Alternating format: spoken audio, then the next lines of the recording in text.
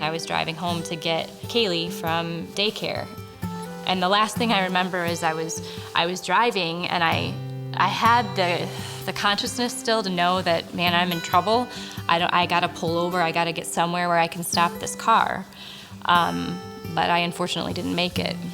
And so I ended up veering across 3 lanes of traffic and hitting a 20-foot U-Haul head on. I could go to bed feeling perfectly fine and wake up in the middle of the night and discover 6 paramedics in the bedroom. I'm sitting at the gate waiting to board the plane. And the next thing I know, I wake up in an ambulance out on the strip where the planes take off. I woke up and I'm in an ambulance, and I had no idea how I got there. He's an avid fisherman, loves to fly fish.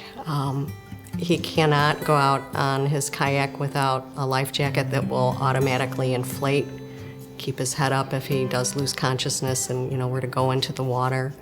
I'm at the point now where I think about dying and it's like, I don't care.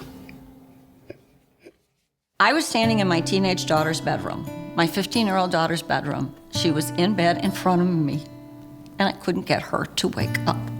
Diabetes it's a 24-hour, 7-day-a-week. I mean, it never goes away. It's not like an illness where you get diagnosed and you go through a couple months of some pretty intense treatment, and then you kind of see the light at the end of the tunnel. I mean, this never goes away. This is something we ought to fix, and we know how we can fix it.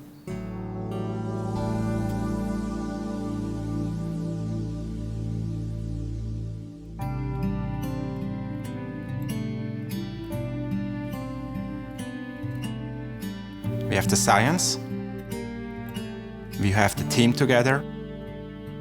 We know how to offer every diabetic patient a functional cure with an islet-cell transplant. For this particular procedure, because there's less hospital time, less complications, I think there's a world of possibilities. So I think this particular procedure where it's at right now, it's positioned to surpass any expectations we could possibly have right now for the future.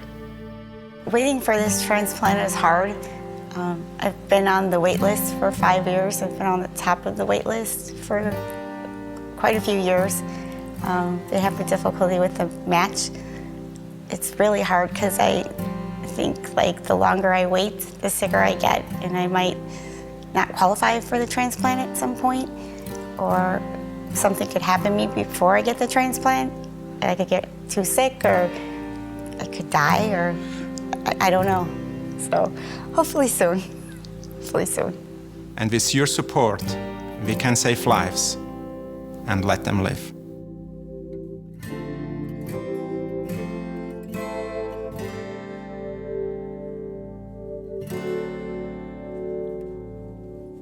I was 4 years old when I got diagnosed with diabetes. When you're a little guy and all you've known is needles your whole life, and then all of a sudden, for a year, 2 months, 14 days, and 13 hours now? 13 hours, you haven't had a needle. It's normal is huge. I dream Bernie grows up, he's gonna be a great man. Grows up healthy and strong, and that there's a cure for diabetes, and he doesn't have to live with it anymore. That's what I dream for him.